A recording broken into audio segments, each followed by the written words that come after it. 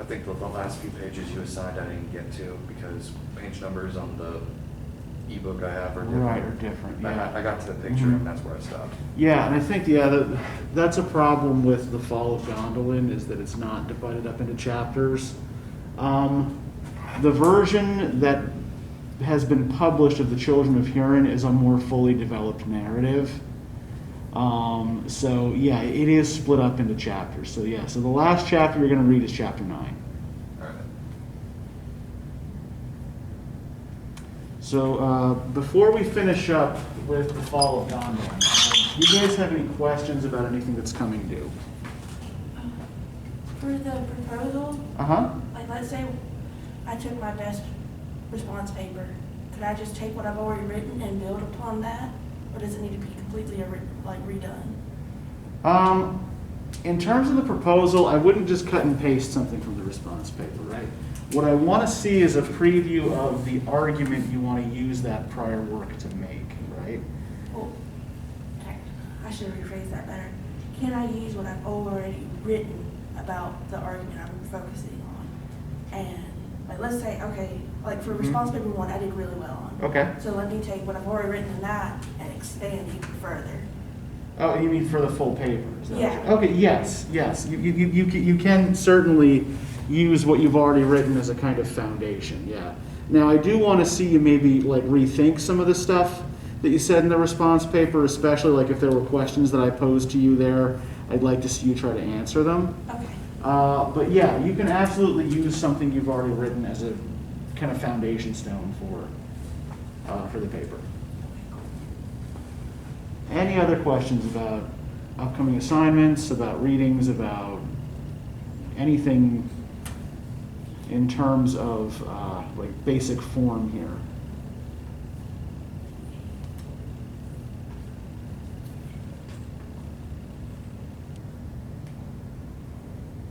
So I'll give you a minute to finish taking this down, and then we'll get back into the Fall of Gondolin.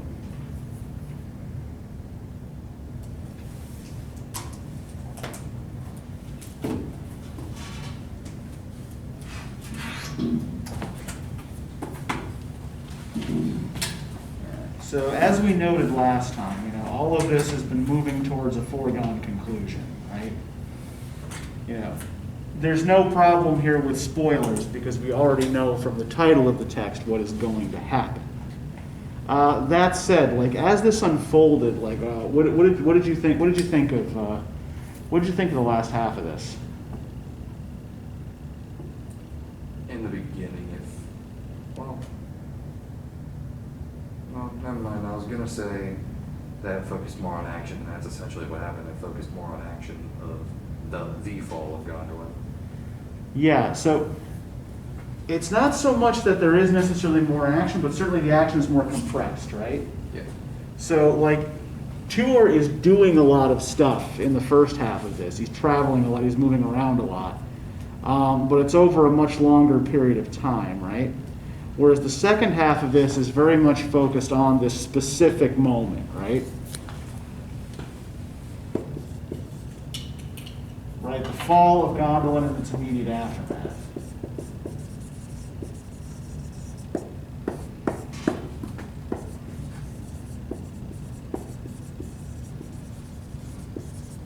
Good. What else did you guys notice about this? It's not just focused on what Tuor is doing. It's what's Megalyn doing, what's Indril doing, what's all the other captains of the house doing. Okay, yeah, so we have multiple perspectives here, right? Yes.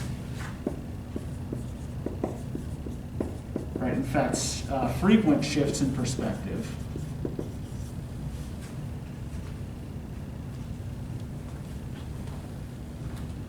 So we see what's happening in different places in the city during the battle. Anything else that really struck you about this? The constant description of Melco's forces, like it's constantly going on and on about the dragons and the Balrogs and the orcs, and what they look like, and the destruction they're causing, and what's happening to the areas that they're destroying, like the river and the fountain and the king's palace and everything. Yeah. and the effects that that is having on it, like when I can't say his name. Exile kills that Balrog and falls into the fountain. The heat from it completely, like it just water evaporates, and that mist kills other people. Yeah. We have, let's think about some of this in terms of Tolkien's wartime experiences, right? So when we think about things like a killing mist, what does that kind of look like?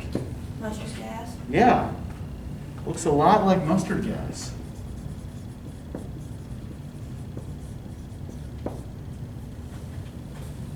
Right? The dried up rivers are not unlike trenches, right? And there's a point where they're describing a particular type of dragon as well that I'd like to look at for a moment. And you tell me what this description sounds like to you, and I'll tell you what it sounds like to me. Page 85. Now then, the plan that they made was to hold what they had won, while those serpents of bronze with great feet for trampling climbed slowly over those of iron, and reaching the walls there opened a breach wherethrough the Balrogs might ride upon the dragons of flame. Yet they knew this must be done with speed, for the heats of those drakes lasted not forever, and might only be plenished from the wells of fire that Melco had in the fastness of his own land. So these serpents of bronze with great feet for trampling, what does that kind of sound like? Yeah, exactly. It sounds almost like they're rolling up tanks. There's another point.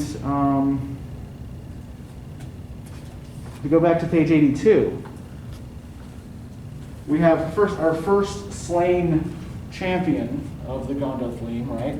Now is the battle of the gate very evil indeed, and Gondolin of the Swallow, as he shot from the walls, was smitten by a fiery bolt of the Balrogs, who leapt about the base of Amangwareth, and he fell from the battlements and perished. Then the Balrogs continued to shoot darts of fire and flaming arrows like small snakes into the sky, and these fell upon the roofs and gardens of Gondolin till all the trees were scorched, and the flowers and grass burned up, and the whiteness of those walls and colonnades was blackened and seared. What does that kind of sound like? Either airplane fire or automatic weapon fire. Yeah. Go ahead. Acid mortar. Yeah, that was what it sounded like to me. It was like artillery shelling. Yeah.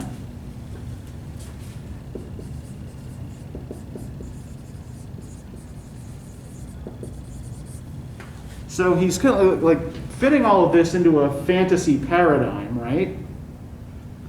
You know, he says that these shots are coming from, you know, the bows and slings of the Balrogs, right? But it all looks very much like modern warfare as practiced in 1916. And even if we look at the council held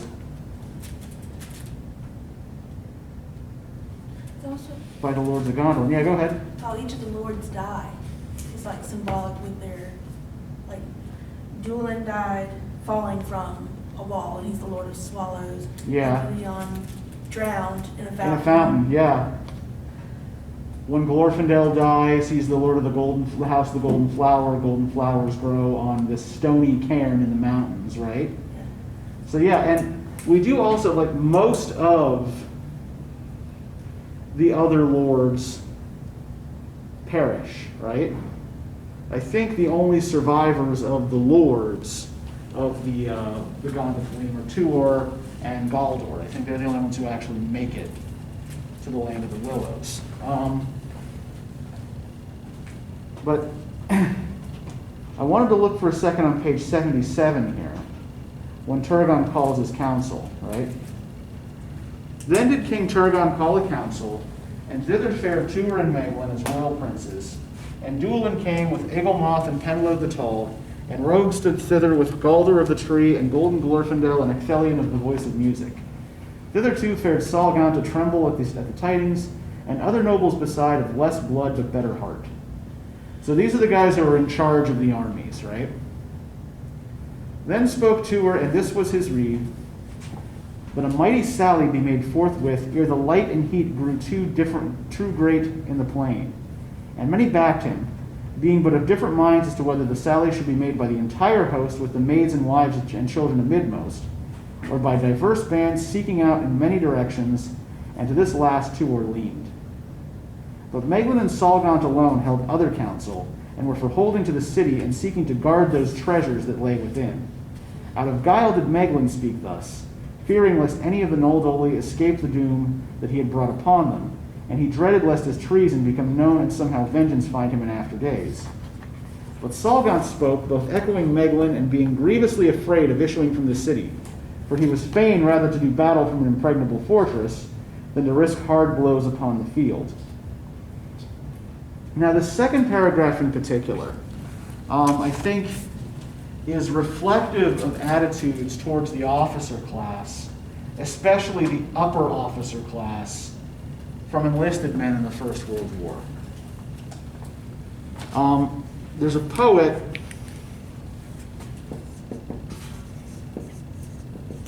by the name of Siegfried Sassoon, who writes much and eloquently about this, about kind of like the alienation within the ranks, right? The separation between the guys in the trenches doing most of the actual fighting and the guys back in the tents, back behind the lines, making the plans. And that those guys making the plans rarely actually take into account what's going to happen to the men in the trenches whom they're going to be ending up sacrificing, right? There's a poem by Sassoon called The General that ends with the line, "But he did for them all with his plan of attack."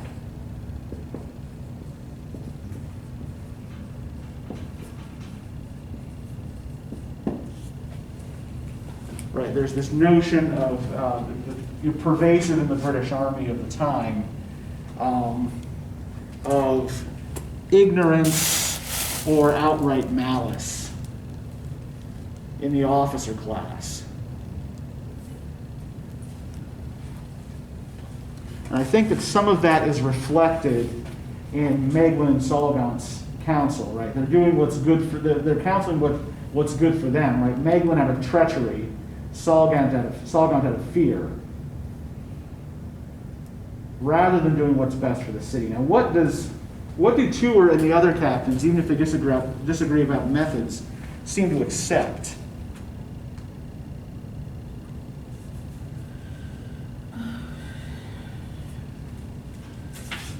Do they seem to believe the city can be held? No. They do not, right? They acknowledge we have to flee. They just disagree about how to do it, right? So, Tuor and the other captains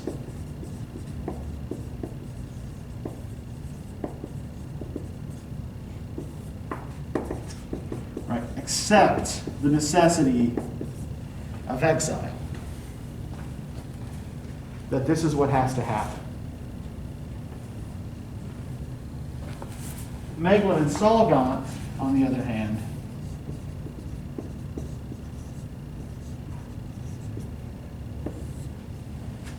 play upon Turgon's weakness to get him to keep people in the city, right? Then the lord of the house of the mole played upon the one weakness of Turgon, saying, "Lo, O king, the city of Gondolin contains a wealth of jewels and metals and stuffs and of things wrought by the hands of the gnomes to surpassing beauty. And all these thy lords, more brave meseems than wise, would abandon to the foe. Even should victory be thine upon the plain, thy city will be sacked, and the Balrogs get hence with a measureless booty." And Turgon groaned, for Meglin had known his great love for the wealth and loveliness of that burg upon Amon-Wareth. Again, said Meglin, putting fire in his voice. And fire is always associated with Melco, right? Lo, hast thou for naught labored through years uncounted in the building of walls of impregnable thickness, and in the making of gates whose valor may not be overthrown? Is the power of the hill of Amanguareth become as lowly as the deep vale, or the hoard of weapons that lie upon it, and its unnumbered arrows of so little worth, that in the hour of peril thou wouldst cast all aside and go naked into the open against enemies of steel and fire, whose trampling shakes the earth, and the encircling mountains ring with the clamor of their footsteps? So, what is Meglin suggesting is most important about Gondolin, and what most needs to be protected? Its treasure. Yeah, the stuff, right? Protect the loot, protect the treasure.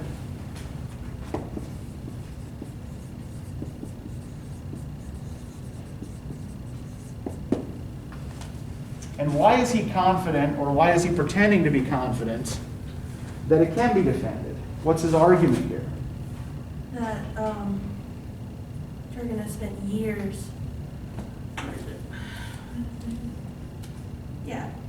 Hast thou for naught labored through years uncounted at the buildings of walls of impregnable thickness, and in the making of gates whose valor may not be overthrown? So you spent all this time and all this energy building all this up. Don't you want to at least try to fight for it? Yes. Have you guys ever heard of the sunk cost fallacy?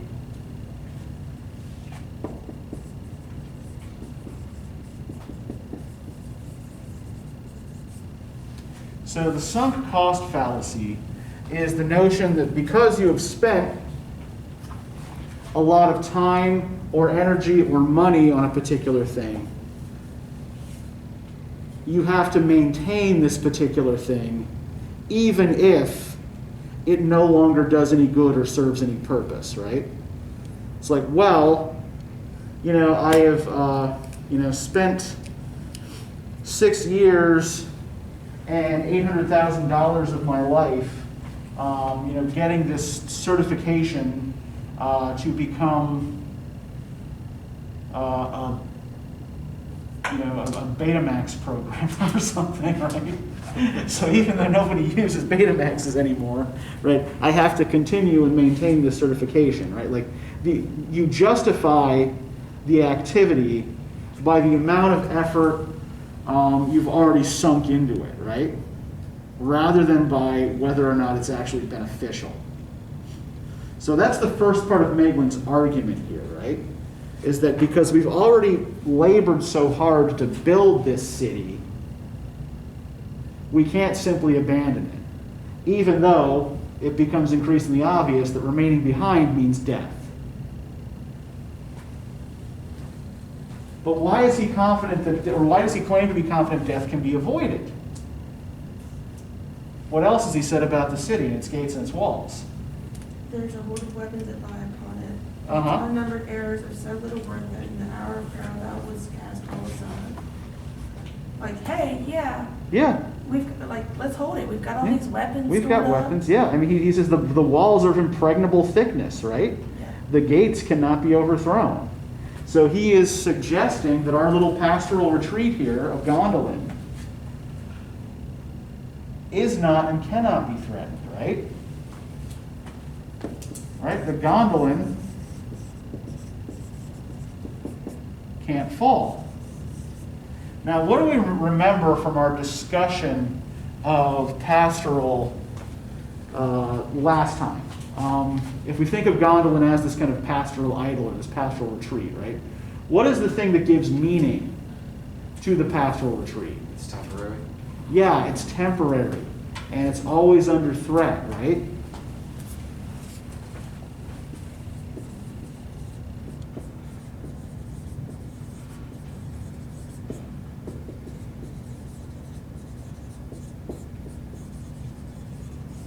It's always threatened and eventually will fall.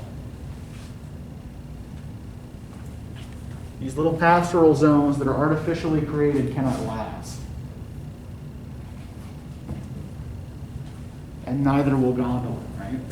As we see. So, of course, whose argument does Turgon go with? Does he accept with Tuor and the other captains that they have to leave? Or does he agree with Meglin and Solgaunt that they should stay and fight?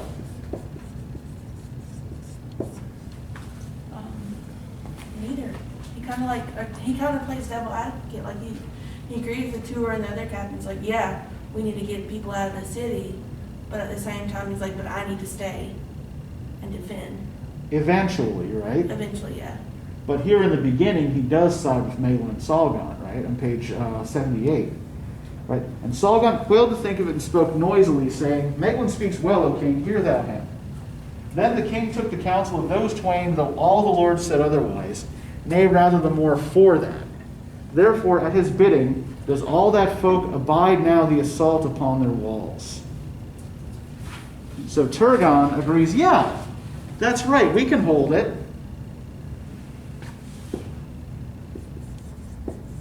Why should we abandon our city? Because there's freaking dragons coming in. Yeah. And Balrogs and whips and orcs. Yeah. But we've already seen Turgon refuse to flee even when sent a warning by a god, right? Yeah. He's like, oh well. Yeah, it's like, Olmo can suck it, I'm staying here, right? So, does this look familiar from any models in Anglo-Saxon poetry? Sticking around and fighting, even if you're better off not doing so. Beowulf. Okay, yeah, this is like Beowulf taking on the dragon himself, right? Although Turgon doesn't go into the main fighting until near the end. So yeah, there's a similarity there with Beowulf, right? Facing the dragon, even though it's not a good idea.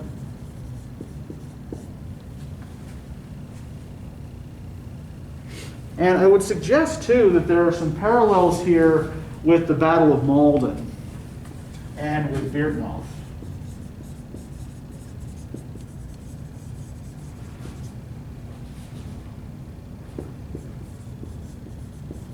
Only this time the generals didn't flee, it was until the very end anyway.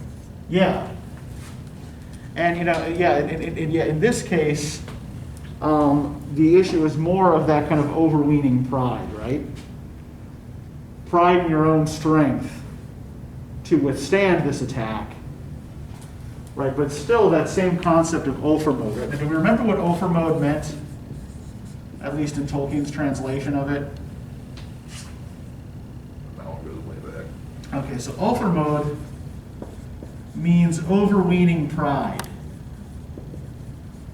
Right, similar to the ancient Greek concept of hubris.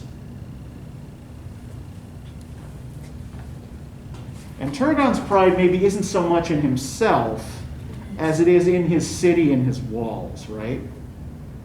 He identifies himself very closely, very strongly with this city, as we see, when he does die.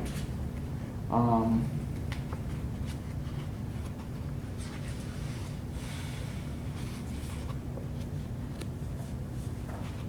page 93, right, we see him making the decision to fall with the city, right? Yeah. Then did the Gondolin clash their weapons, for many stood nigh. But Turgon said, Fight not against thy doom, O my children. Seek ye who may safety in flight, if perhaps there may be time yet, but let Tuor have your lealty. But Tuor said, Thou art king, and Turgon made answer, Yet no blow will I strike more. And he cast his crown at the roots of Glingal. Then did Galder, who stood there, pick it up, but Turgon accepted it not, and bare of head climbed to the topmost pinnacle of that white tower that stood nigh his palace. There he shouted in a voice like a horn blown among the mountains, and all that were gathered beneath the trees and the foemen in the midst of the square heard him. Great is the victory of the Noldoli. And it is said that it was then middle night, and that the orcs yelled in derision.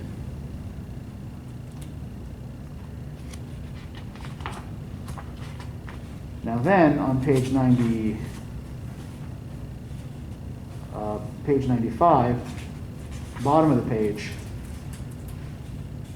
right? tour has found Idril again at the place of wedding.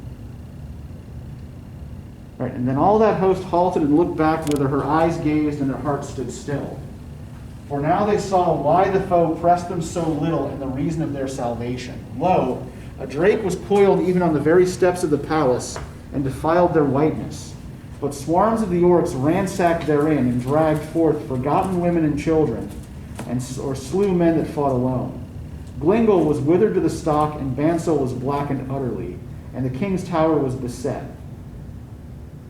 High up they could descry the form of the king, but about the base a serpent of iron spouting flame lashed and rode with his tail, and balrogs were round him. And there was the king's house in great anguish, and dread cries carried up to the watchers. So it was that the sack of the halls of Turgon and that most valiant stand of the royal house held the mind of the foe. So the Tuor got thence with his company, and stood now in tears upon the place of the gods. So, on the one hand, we're actually going to see a lot of these tropes recycled in the Return of the King, right?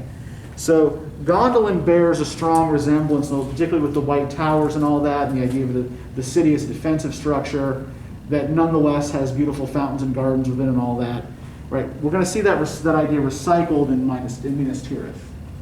We're also going to see something like Turgon's death by fire as his city is being sacked in Denethor's suicide in the Return of the King. Although, again, Turgon's death is a much more honorable one than Denethor's is. So, here it's, almost like a heroic last stand, whereas, in the Return of the King, it's more like sort of like madness and farce, right? Yeah. But yeah, this is like kind of one of many set pieces that recurs in Tolkien's work that he finds different uses for in different texts. But the other thing that's interesting about this too is the way the people, the trees, and the tower are all kind of conflated, right? That all of these make up the city.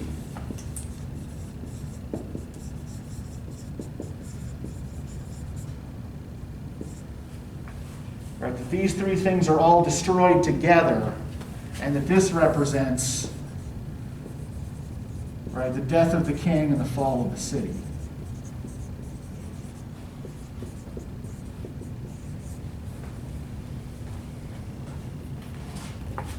Now, did you guys notice any particular parallels between particularly this half of the tale and anything familiar from mythology?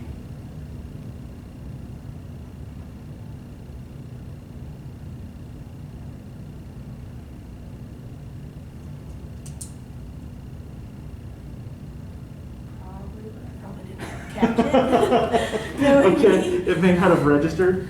It probably didn't. Okay. So to give you a hint as to kind of like what I'm on about here, if we go to the last page of this, page 111, right? Glory dwelt in that city of Gondolin of the Seven Names, and its ruin was the most dread of all the sacks of cities upon the face of the earth. Nor Babylon, nor Ninwi, nor the towers of Troy, nor the many takings of room that is greatest among men. So Babylon obviously is, The city of Babylon. yeah, Babylon. Ninwi is Nineveh. Rome is Rome, and Trui. Truly. Think about it.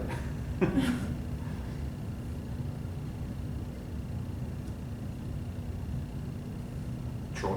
That could be Yes, Troy. exactly, yes. I don't know why I couldn't My think mind of was that. not leaning towards Troy. My high school was the freaking Trojans. Yeah, I should have known that. Yeah, a lot of what's going on here is modeled on the fall of Troy, specifically as it occurs in two texts, one Greek, one Roman. So there are elements here that are taken from a play by Euripides called The Trojan Limit.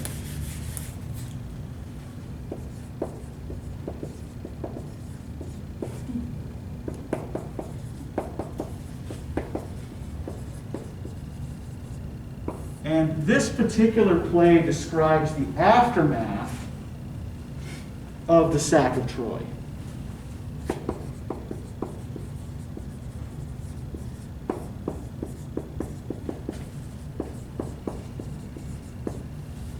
In which the women of Troy are being rounded up by Greek soldiers as prisoners to be sold into slavery. Now, specifically, what's drawn from this is an account of the death of Hector's son. Right? So Hector, like we all know who Hector was, right? The greatest hero on the Trojan side, killed by Achilles in single combat, right? So Hector has a son, right, who's still a child, called Astyanax. And in order to prevent Astyanax from growing up and attempting to avenge his father's death, the Greeks decide to throw him from the walls to his death. So we see a kind of adaptation of this occurring where in this text?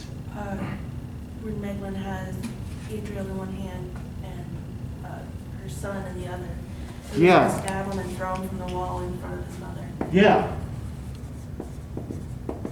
This is Meglin's plan for Arundel.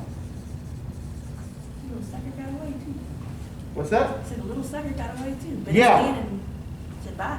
Yeah, Tolkien rewrites the myth in this case, right? Arundel escapes, and it's Meglin who ends up getting tossed over the wall to his death, right? So the villain here is punished, while the innocent child escapes, right? And it's important that Arundel does escape, right? Because Arundel becomes a significant component of Tolkien's mythology, right? Like on the one hand, like he is, born of one of a very small number of children born of this kind of union of men and elves, right?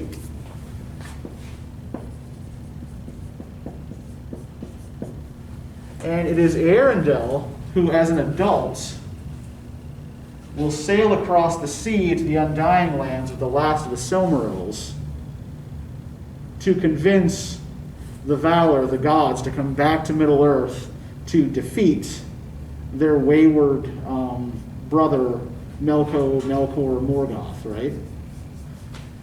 So Arundel, in Tolkien's mythology, is basically like hope for the future.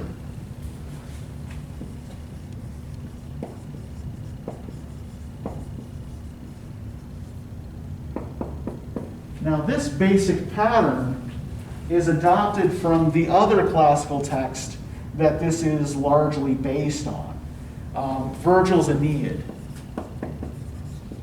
Are any of you familiar at all with the Aeneid? Have you encountered this in other classes, or?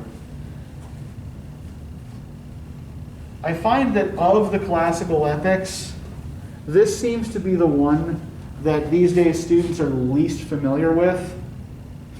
And I think some of it is simply because Aeneas is just a less interesting hero than Achilles or Odysseus, right? Achilles, spends most of the book sitting in his tent in a snit. And then when his best friend is killed, runs out and starts slaughtering everybody, right?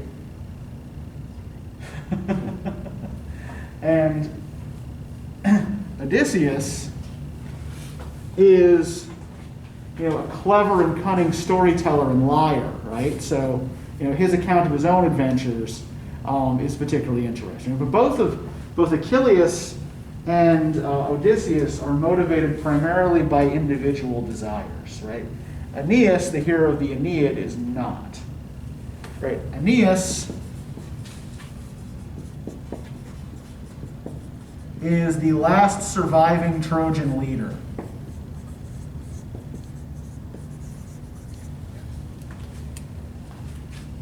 And he leads from the wreckage of Troy a group of exiles to a new promised kingdom on the Italian peninsula, which cleverly the poet posits is where the Trojans originally came from anyway. So they're really just returning home, and we always had claim on this land to begin with. So anybody who says we didn't, screw you. But yeah, so Aeneas is tasked with bringing the Trojans home.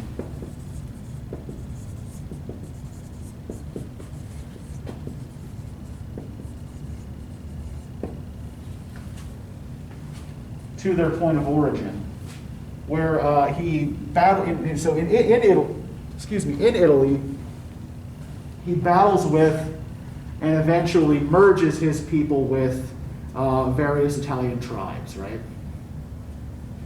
But Aeneas himself isn't going to be king. He's not going to rule here. Rather, that is going to be left up to his son, Ascanius.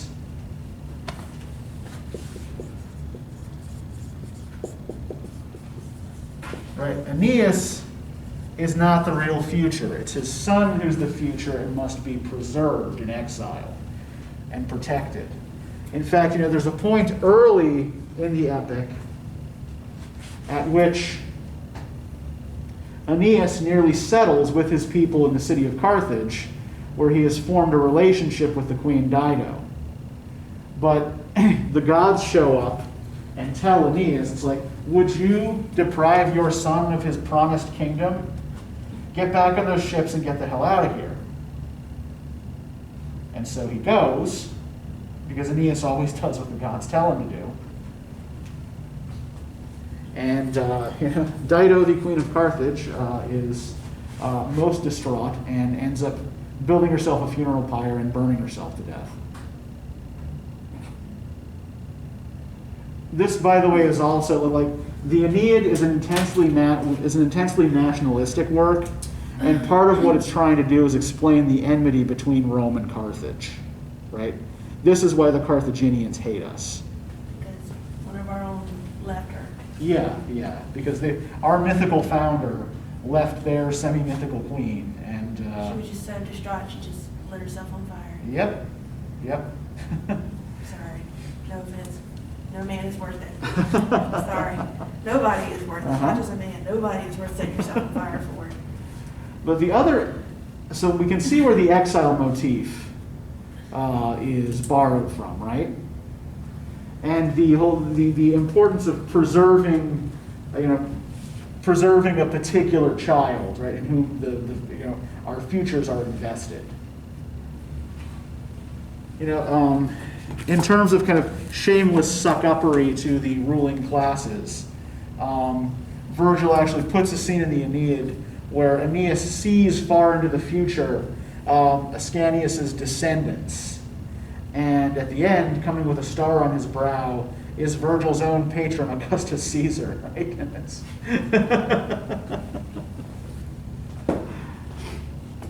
so anyway, we can see the line of influence here, right? The other thing that that Tolkien's getting from the Aeneid here is the account of the sack of Troy.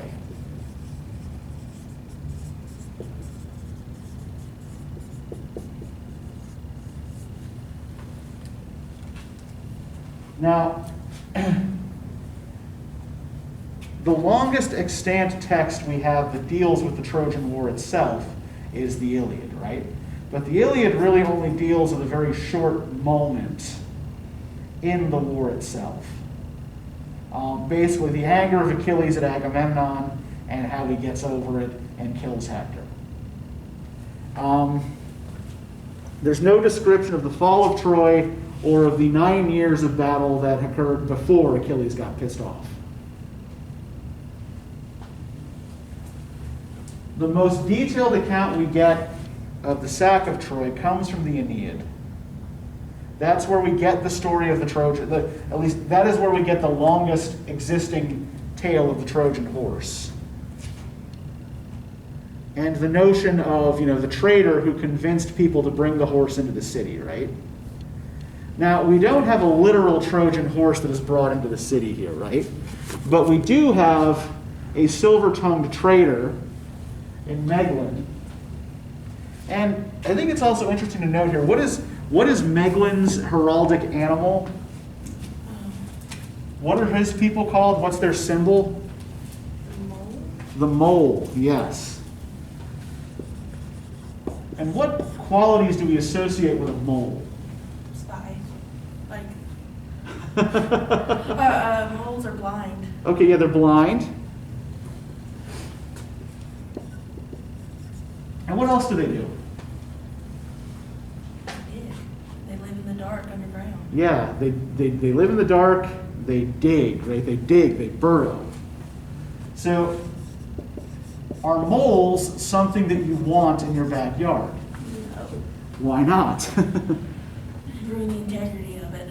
Yeah, they're going to undermine your whole yard, right? So a mole is an underminer, right? This is where the notion of moles as spies, or moles as a metaphor for a spy, right?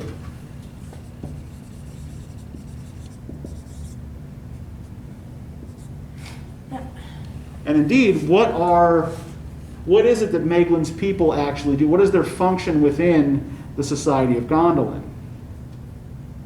They're the miners? They're the miners, yeah, exactly. They're the ones who go digging tunnels in the earth. Yeah, they probably said it, and I can't remember, but, what does he stand to gain from betraying his lord?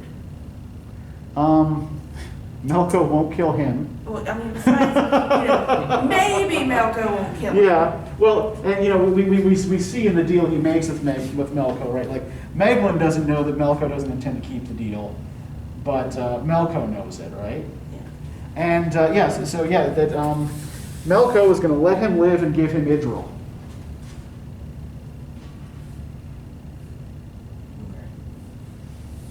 Yep. She must be pretty fantastic if he's willing to not only betray his lord, but his community as well. Yeah. Well, and I think that's the thing, is like, one of the things the thing that makes Meglin and Salgon villainous here, right, is that their motivations are selfish, right? Meglin is selfish for, he wants power, right? He wants to marry the king's daughter, not so much for her own sake, but for the sake of what she represents. And he wants to rule. Right? Salgon is in some ways a little bit more forgivable because his villainy is born of a cowardice, right? He's just a wimp. So these characters lose out because they are unwilling to help others, right? They're unwilling to do anything for their communities. In fact, Meglin's own men, when he goes to Tuor's house to try to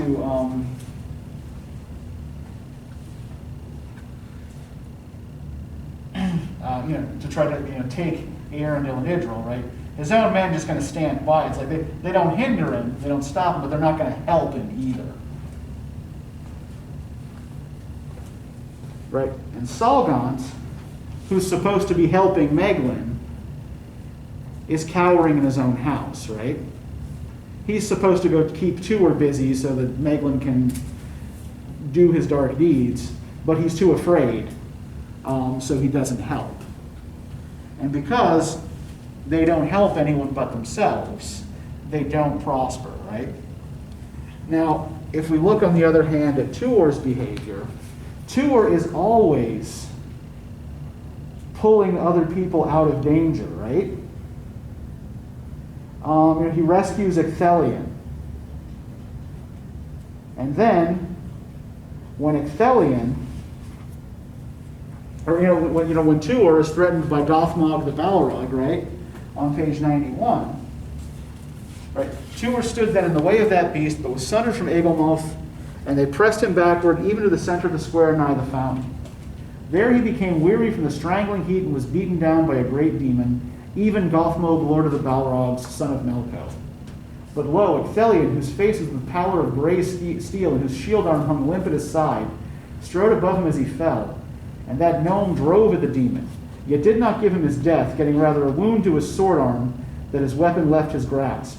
Then leapt Ecthelion, lord of the fountain, fairest of the Noldoli, full at Gothmog, even as he raised his whip, and his helm that had a spike upon it, he drove into that evil breast, and he twined his legs about his foeman's thighs, and the Balrog yelled and fell forward. But these two dropped into the basin of the king's fountain, which was very deep.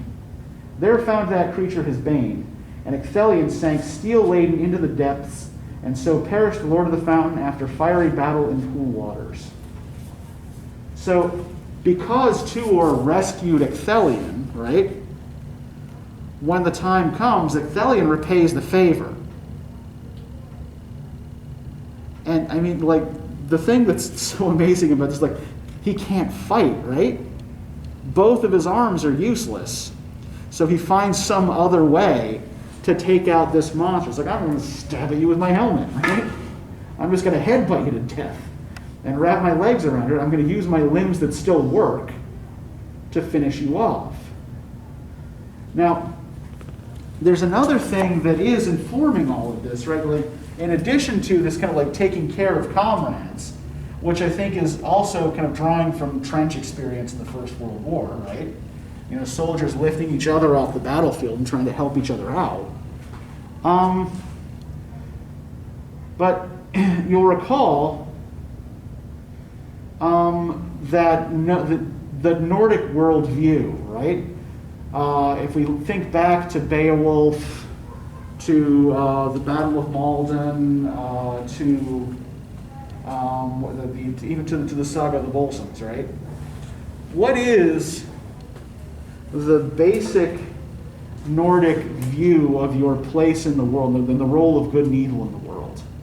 You're just there. You're a placeholder. Whatever's going to happen, it's going to happen, regardless of what you do. Okay, yeah. Weird. This concept of weird, yes, and indeed we do get this mention of doom fairly frequently. And doom here always means fate, not necessarily a negative one, right? Yeah. And Tolkien continues throughout his career to use the word in that way to mean simply destiny, right? So yeah, weird or fate. And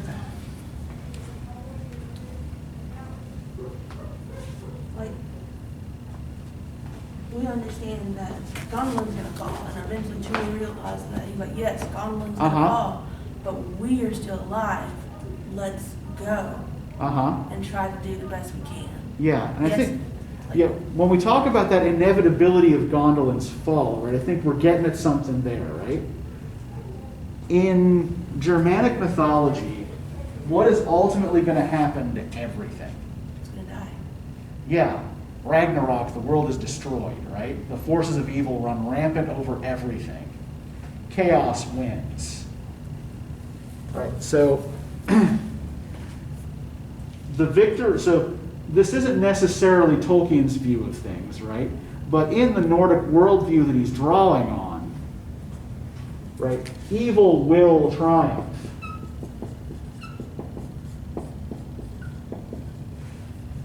Right? It's only a matter of time. So what can good do in the face of that? Stave it off. Yeah. Anything you can do to stave it off is still worth it, right?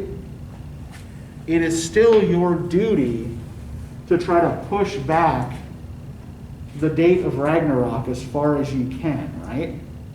And we see these kinds of courageous actions on the part of the gnomes throughout. For example, in the action of Rogue and the people of the Hammer, right?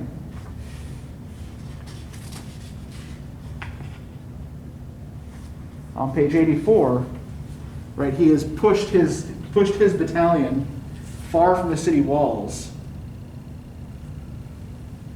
They're killing orcs left and right. Then Gothmog, Lord of the Balrogs, gathered all his demons that were about the city and ordered them thus. A number made for the folk of the Hammer and gave before them, but the greater company rushing upon the flank contrived to get to their backs, higher upon the coils of the drakes and nearer to the gates, so that Rogue might not win back save with great slaughter among his folk.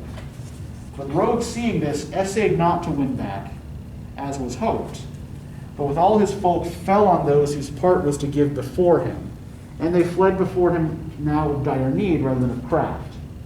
Down to the plain where they harried, and their shrieks rent the airs of Tumlad.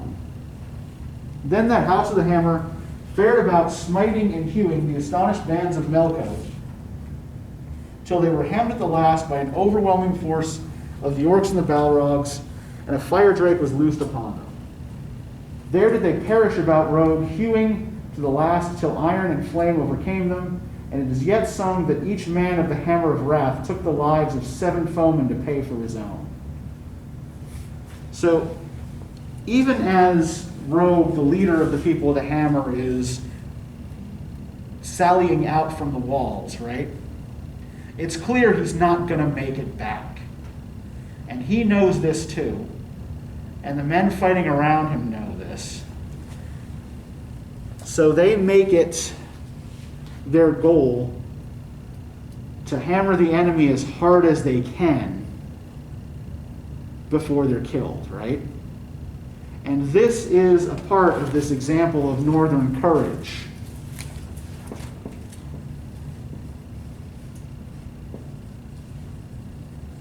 That influences much of the worldview of Middle-earth, right? Or much of what is considered good within Middle-earth, right? Now, I think there's another thing that's important about the destruction of Rogue and his people as well. The people of the Hammer, what was their role within the city? What did they do? The smiths. Yeah, they were the smiths, the makers, right?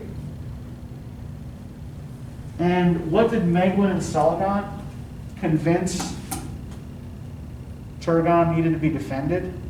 The money. Yeah, the treasure, the stuff, right?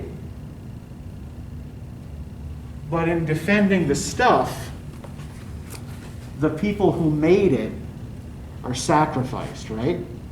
So I think that that this is a very kind of specific and very intentional note. That in fact the people of the Hammer are entirely wiped out and are the first ones to go, right? I think it even says, and with them whom died, levels of craftsmanship that would never be recovered. Yeah. So it's like you're wanting to protect all this stuff, and what's the point of protecting it if the craftsmen who made it are gone? Yeah, the accumulated knowledge and skill that's lost, right, is a tragic waste. And this is a view of warfare that stretches back at least into, it stretches back, through a variety of historical eras. Right? But we can see this expressed even in the early Victorian era in a book by Thomas Carlyle called Sartor Resartus, with which Tolkien would likely have been familiar.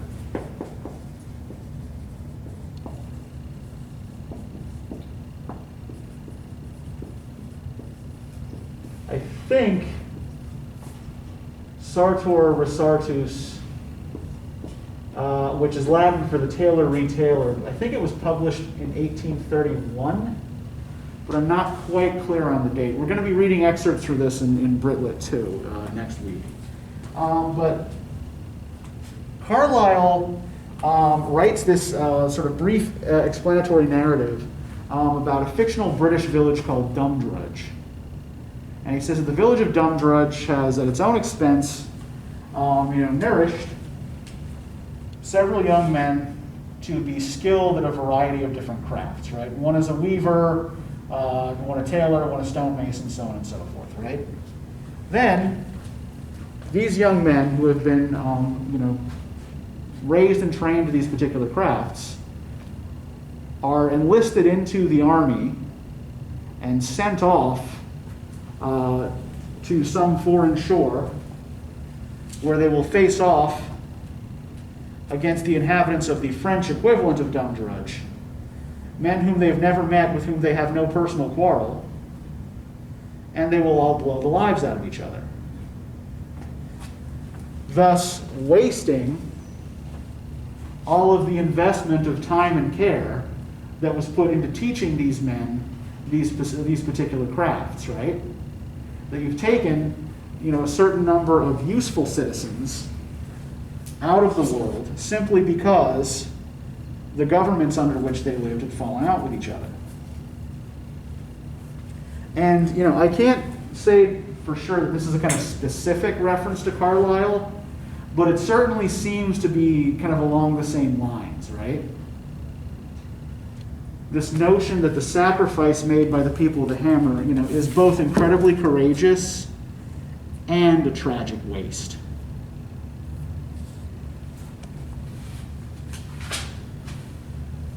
Now, we're coming on to the end of our time here, so I do want to talk a little bit about the exile of the people of Gondolin as well. I want to look specifically at the name they adopt for themselves on page 111. Right? What do they call themselves? What do they call themselves now that Gondolin is lost? What's the new name they adopt for themselves?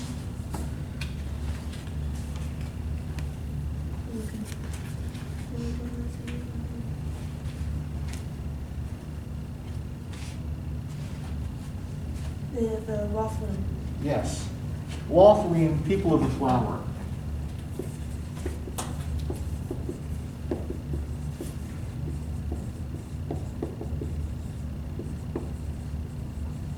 Where before, they were the Gondolin,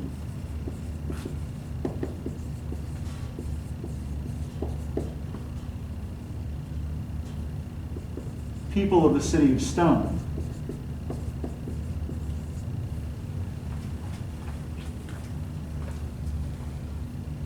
Why is a flower now a more appropriate emblem for them than stone? They no longer have those stone walls. They're out in the wilderness. Yeah. On the one hand, yeah, they are unprotected, right?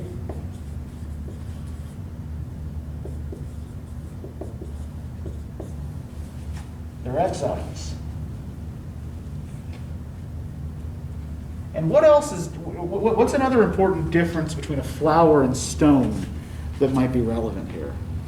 Flowers are naturally occurring. They don't need craftsmen to grow. They're dainty. Okay, They're yeah. dainty. Yeah. Yeah. They're delicate. Flowers are beautiful, but they're delicate, right? And yeah, exactly. They're beautiful, but they're fragile. Right, and here we have a tiny remnant of a once mighty people, right? Far from their home.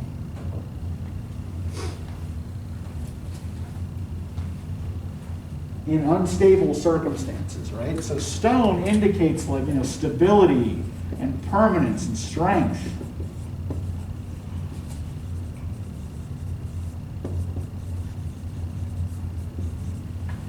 But a poor little flower, if somebody steps on it too hard, it's dead, right? And I think that another thing that's important to note here, and this is what I'm going to finish with, is that we're dealing with a people for whom exile is actually kind of their natural state, right?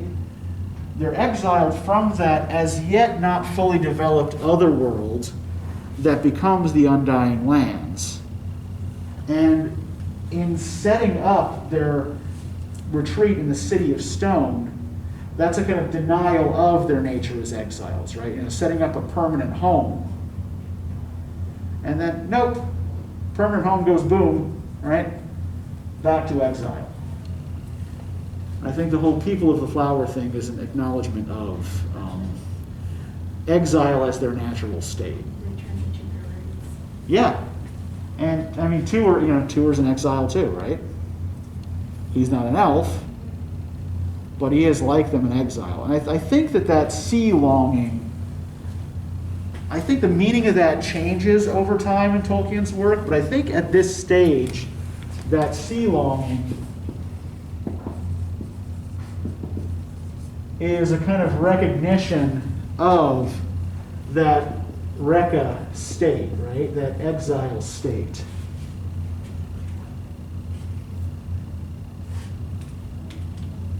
Because in both the wanderer and the seafarer, right, the Rekka, the exiled man, spends so much time out upon the sea. Now, it's not fun or pleasant or happy time, right? But yeah, there is that association between exile and the sea that exists in Anglo-Saxon poetry that I think Tolkien is playing with here. Okay, so do you guys have any questions or comments about anything?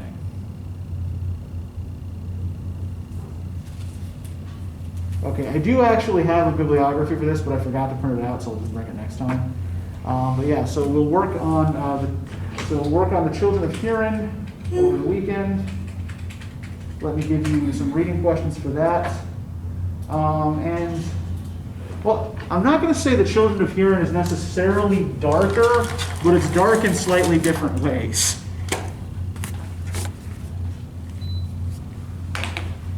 We find in these early first age stories that are written much closer in time to Tolkien's First World War experiences, a far less hopeful tone than he'll adopt in the more familiar Middle Earth stuff.